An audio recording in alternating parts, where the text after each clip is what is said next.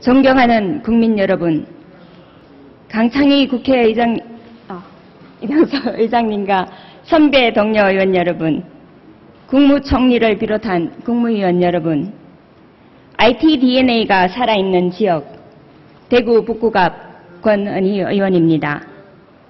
저는 전자공학과를 졸업하고 IT 분야에 오랫동안 일해왔습니다.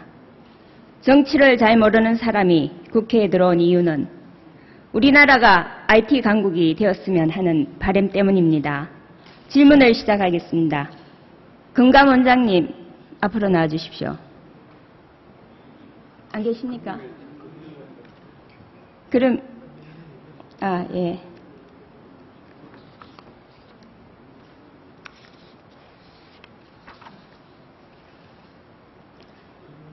금융위원회 위원장님이십니까? 네, 저 금융위원장입니다. 예. 죄송합니다.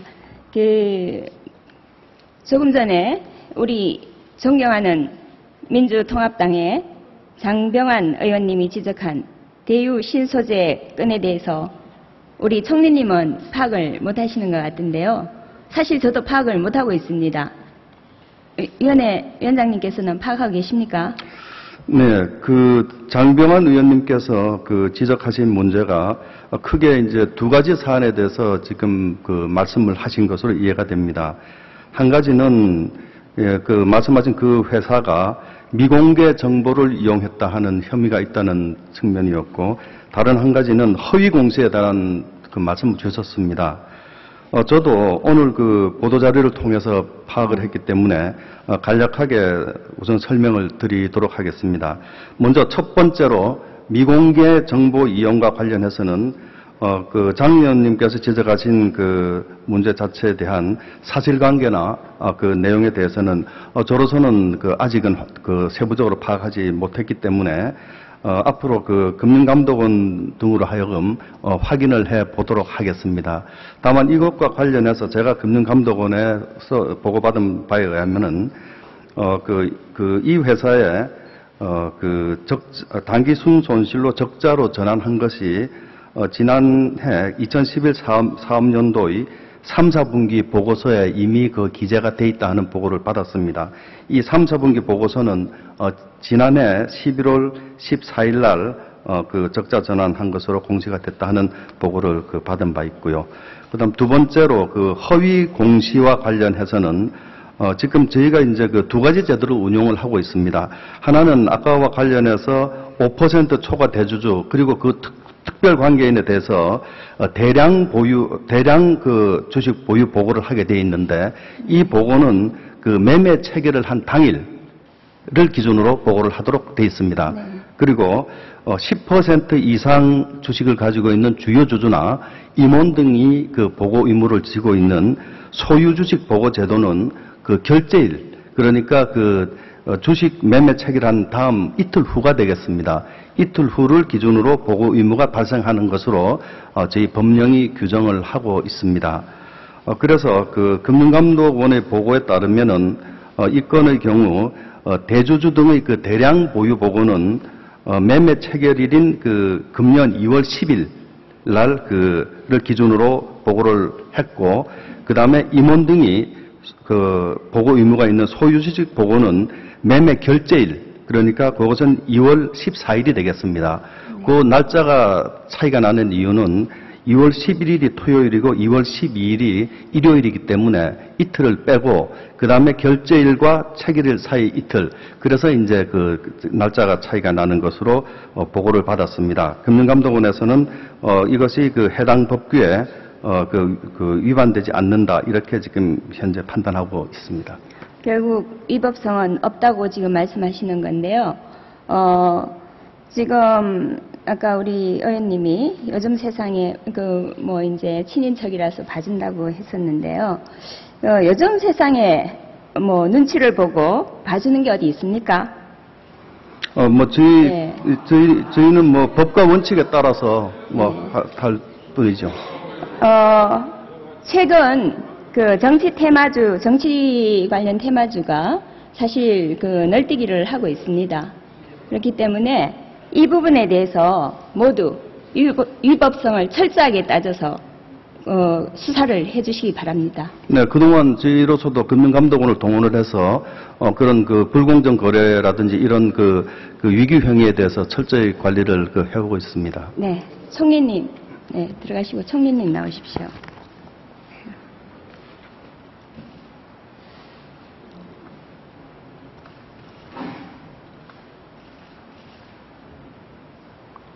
네, 총리님 오늘 수고 많으십니다. 저 금융위원회가 총리실 산하 행정기관이죠? 네, 맞습니다. 예. 금융위가 이번 주에 예비비를 이용해서 광화문으로 프레스센터로 이사를 간다는데 총리님 알고 계십니까? 예, 알고 있습니다. 예비비는 어떤 용도로 사용합니까? 예비비는 예산 편성할 때에 뭐 상정하지 않았던 이러한 사태가 생길 때에 그것을 이루기 위해서 필요한 비용으로서 예비비를 사용하는 것으로 알고 있습니다. 네. 예, 이 지금 금융위 이사가 예비비를 쓰는 용도에 적합하다고 생각을 하십니까?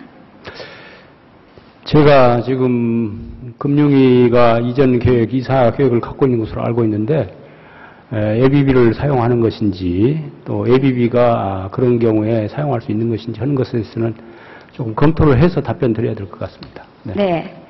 저는 평소에 총리님을 존경하고 국정을 잘 해오셨다고 생각합니다. 내일 국무회의 안건으로 상정되어 있다고 하는데요. 이런 일로 어점을 남기지 않으셨으면 합니다. 네. 다음 질문 드리겠습니다.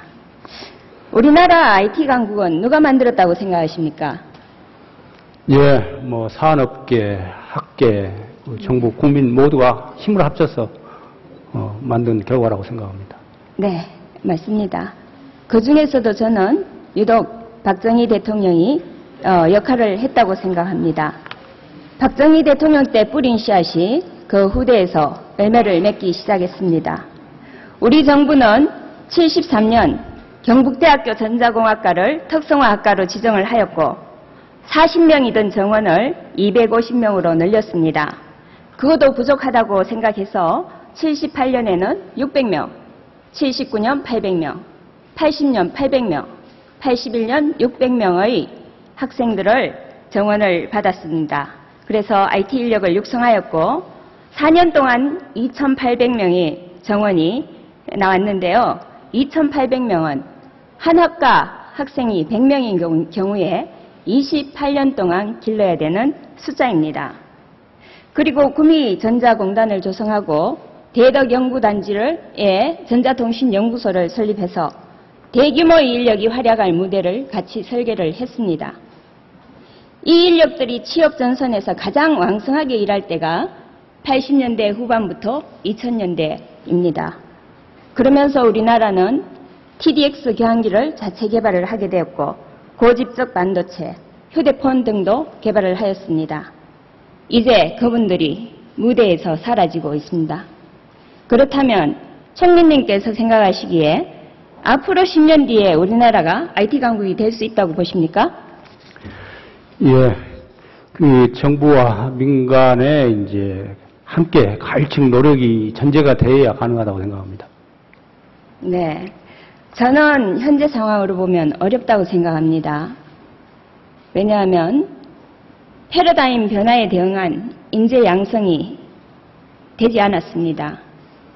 더구나 IMF 이후에 이공계 기피 현상이 날로 심각해졌습니다. 화면을 보면서 말씀드리겠습니다. 지난 80년대 중반에는 문과대 이과 비율이 4대 6이었습니다. 90년대 중반을 보면은 5대 5고요. IMF 이후로 급격히 떨어져서 2002년도는 이공계가 27%밖에 되지 않았습니다. 이때 신입생들이 이제 우리 산업계에서 일을 할 때입니다. 결국 기업에서는 기술 인력이 부족하다 하고 청년들은 일자리가 부족하다고 하는 현실이 이공계 기피 현상의 산물이 아닐까 생각합니다. 이처럼 우수 학생들이 이공계를 기피하는 이유가 무엇이라고 생각하시고 또 우리 정부는 이를 해결하기 위해서 어떠한 노력을 해왔는지 말씀해 주십시오. 예, 우리가 이만큼 발전해온 데는 이제 이공계 역할이 컸다고 생각을 합니다. 그런데 지금 위원님께서 지적하신 것처럼 이공계에 이제 진학을 깊이 하고, 심지어 대학 연구실에서 연구원을 외국에서 수입하다시피 해야 되는 그런 현실을 대단히 안타깝게 생각을 합니다. 그것은, 이공계로 진출을 했을 때 그의 노력에 상응하는 여러 가지 대우나 보상을 받지 못하고 있다 하는 네. 그런 의식 때문에 그런 것으로 알고 있습니다. 정부도 어떻게든지 우수한 이공계 인력을 양성하기 위해서 그동안에 노력을 해왔습니다. 가령 예를 들어서 제2차 과학기술 인재 육성 지원 기본 계획을 세워서 지금 추진 중에 있고, 또 초중등 단계에서 융합 인재 교육이라든지 학부생에서 국가 과학자 이르기까지 장학금, 연구비 지원, 선진국형 연구환경 조성 등을 추진을 하고 있습니다. 여하튼 정부로서는 이게 굉장히 중요한 문제다 하는 인식을 가지고 노력을 앞으로 계속 더 해나간다 하는 네, 말씀을 감사합니다. 드리겠습니다. 네. 오늘 아침 중앙일보 일면에도 보면 이공계 기피 현상에 대해서 아주 크게 나와 있습니다. 네. 이제 앞으로 이 문제가 더 심각해질 것입니다. 꼭 대책을 세워주십시오. 아이폰이 도입되면서 휴대폰도 이제 하드웨어가 아니라 소프트웨어가 중요하다는 것이 인식되었는데요. 얼마 전 삼성전자는 1만 명 수준의 소프트웨어 디자인 인재를 수용하기 위해서 R&D 센터를 만들겠다고 발표했습니다. 소프트웨어 인력 사정은 어떻습니까? 예, 이공계 기피 현상과 맞물려서 소프트웨어 개발하는 그런 기능 인력이 매우 부족한 것으로 그렇게 알고 있고, 또 한편 소프트웨어 관련 학과나 정원이 줄어들고 지원자 수도 그렇게 넉넉지 않은 것으로 그렇게 알고 있습니다. 네. 지금 소프트웨어 관련 인력도 심각합니다. 국내 대학 소프트웨어 관련 학과 평균 정원이요. 2000년도에는 120명이었는데 네. 2012년 현재 50명으로 급감하고요. 서울대학교 컴퓨터공학과나 카이스트 전산학과가 5년 이상 지금 정원 미달입니다. 사회에 진출을 했을 때 대접도 잘 못 받고 임금 수준도 차이가 나는 것도 한 원인이라고 생각하는데요. 화면을 좀 보시죠. 네. 지금 컴퓨터 프로그래머의 평균 임금이 2,700만 원 수준입니다. 의사 직군에 비하면 3분의 1밖에 안 됩니다. 앞으로 우리나라가 IT 강국을 유지하고 상위 경제를 실현하기 위해서는 소프트웨어, 빅데이터, 컨텐츠, 디자인 기술이 정말 중요하다고 생각합니다. 저는 이를 소프트 산업이라고 부르겠습니다. 최근 애플과 삼성전자의 천문학적 특허 소송을 보더라도 소프트 산업을 강화해야 합니다. 저는 소프트 산업의 지역 특성화와 더불어 지방 거점 대학을 중심으로 특성화 학과 설립을 제안드립니다. 꼭 검토해 주시기 바랍니다. 예, 잘 검토하겠습니다. 네. 여야 모두 일자리 창출 부르짖고 있는데요. 국내 정보통신 벤처 지난 4년간 비중을 보니까 전체 벤처 기업 중에서 26.4%를 차지하다가 꾸준하게 매년 검소해서 지금은 23.6% 정도 되고 있는데요.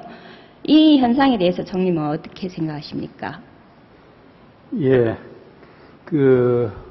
IT 벤처 업체 수는 증가는 하는데, 전체 벤처 기업에서 차지하는 이제 비중은 좀 지적하신 것처럼 낮아지는 것으로 알고 있습니다. 그런데 이제 물론 이제 IT에 대한 이제 우리 처음에 가졌던 열이라든지 이런 것이 좀 식은 점도 분명히 있겠습니다만은, 또 한편으로는 이제 융복합 시대로 가면서 기계 부분이나 기계 부품 이런 부분하고 이제 IT하고 연결되는데, 말하자면은 이제 기계나 부품하고 관련된 그 IT 부분들이 IT로 카운트되지 않고 이쪽으로 이제 카운트되는 그런 분류 기준에 이렇게 사정이 변동된 것도 그 원인 중에 하나라고만 합니다만은, 그러나 어쨌든 IT 관련된 벤처가 더 활발하게 나와야 우리 발전을 기할 수 있다 해서 그 점에 대해서도 우리가 관심을 가져야 된다 생각합니다. 네. 네. 그런 이유도 있을 것 같고요. 또 열의를 가지고 덤벼들었다가 네. 네, 다시 일어설 수 기술 개발은 네. 어쨌든 실력껏 하는데 네. 상용화가 잘 안 예, 예, 돼가지고 예, 예. 실패하는 경우가 많은 거를 제가 현장에서 예. 봤습니다. 저는 이런 경우를 위해서 그 상용화를 능력껏 못할 경우에는 어떤 그 위탁을 하면 이제 그것을 원하는 기업에 팔아주고 네. 또 로얄티도 받아주고 특허도 유지해주는 어떤 예. 기술 거래센터를 예. 만들면 좋지 않을까 그런 생각을 합니다. 벤처 자금을 지원하는 것도 중요하겠지만 아이디어와 적은 자본이 있으면 뭔가 해볼 수 있는 환경을 제공해 주는 것, 또 출구 전략을 제시해 주는 것이 중요하다고 생각됩니다. 네, 전적으로 동감입니다. 예, 예. 신경 좀 예, 써주시기 예. 바랍니다. 상용화를 이렇게 네. 할 수 있도록 여러 가지 연결 구조를 만들어주는 일을 하고 또 특히 중요한 것이 이걸 이제 특허로 창출을 해서 잘 활용하고 또 보호받고 하는 것이 중요하다고 생각하기 때문에 그 총리실 소속으로 이 지식재산 기구를 만들어 가지고 중소기업 차원의 이렇게 특허라든지 이런 것들 지원할 수 있는 체제를 지금 만들어가고 있다는 말씀을 드리겠습니다. 네. 총리님, 연말에 총리실이 세종시로 이전하게 되어 있는데요. 예. 총리님은 왔다 갔다 하다가 시간 다 쓰는 거 아닙니까? 자료를 보니까 네. 스마트워크는 이제야 거론되는 것 같은데요. 예. 예.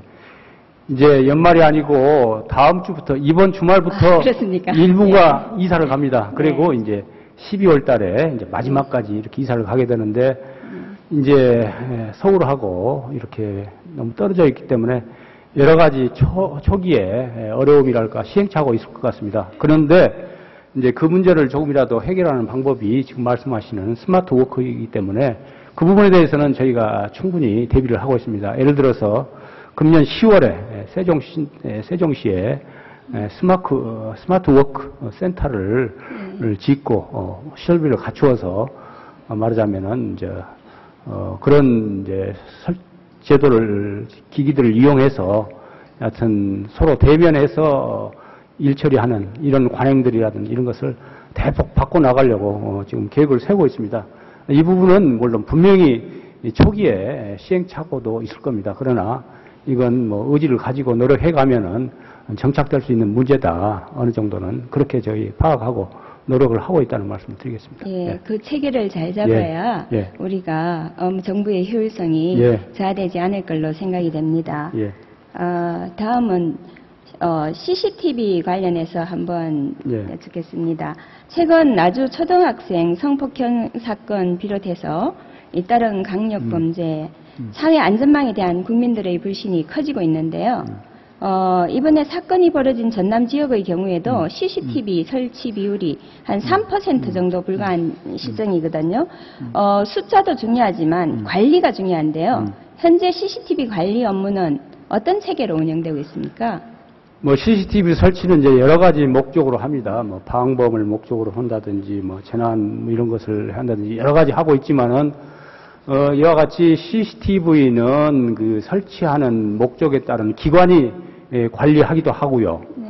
그렇지 않고 또 서로 간에 공유할 수 있는 이런 내용들을 많이 이제 포함을 하고 있기 때문에 지방에 이제 통합센터를 자치단체별로 통합센터를 만들어 가지고 거기에서 집중적으로 이렇게 관리하는 그런 경우도 있는데 뭐 기본적으로는 후자 방향으로 이렇게 옮겨가야 보다 경제적이고 효율적인 목적을 달성할 수 있을 것이다. 뭐 이렇게 생각을 하고 그런 쪽으로 통합 관리하는 쪽으로 더욱 노력을 하고 있다 하는 말씀을 드리겠습니다.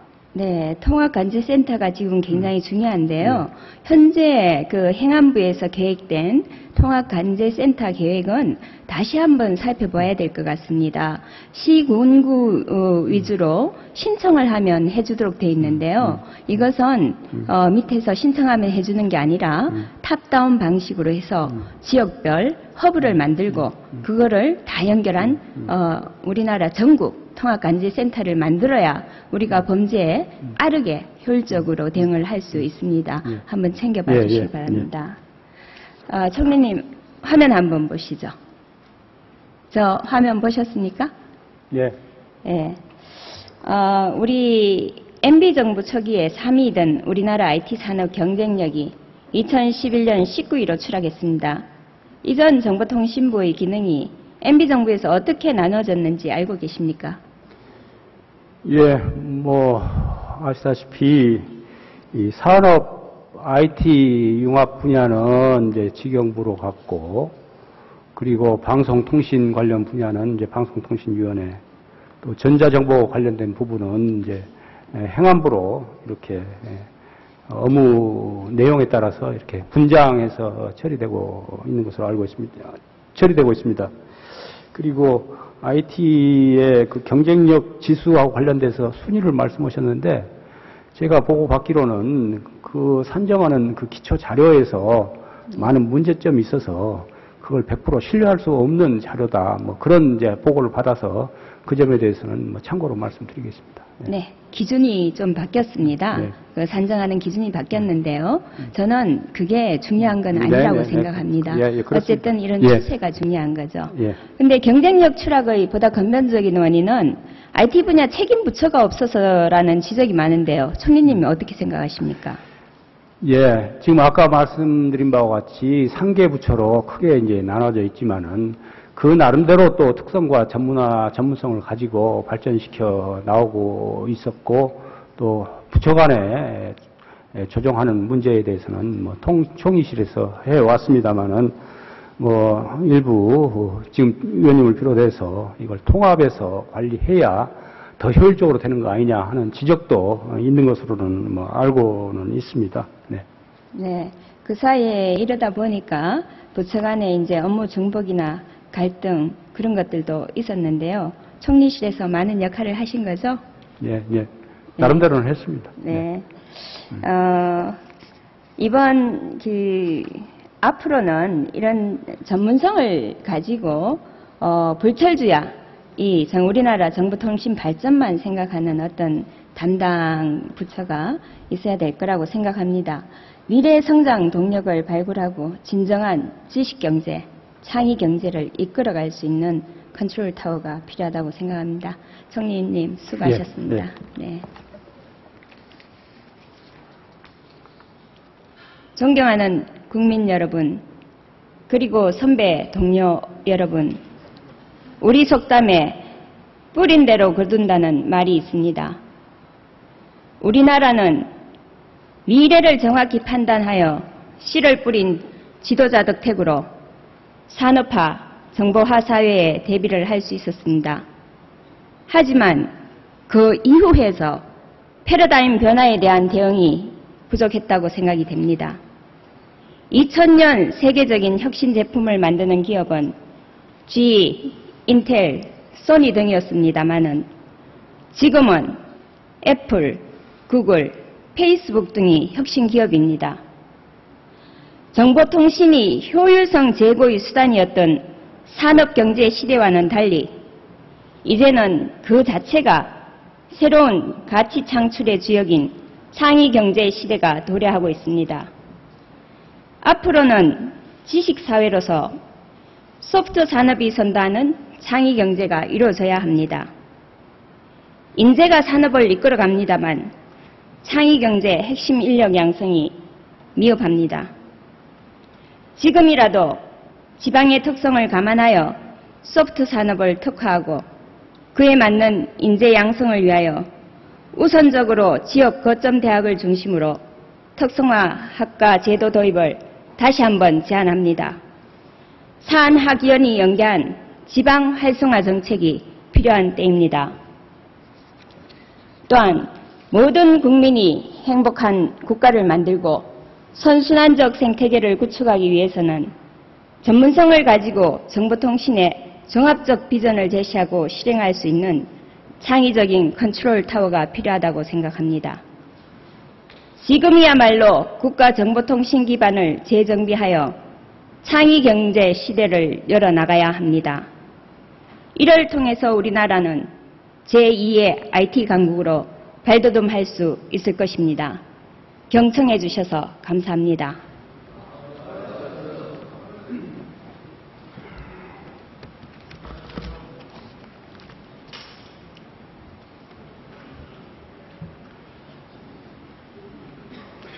권은희 의원 수고하셨습니다.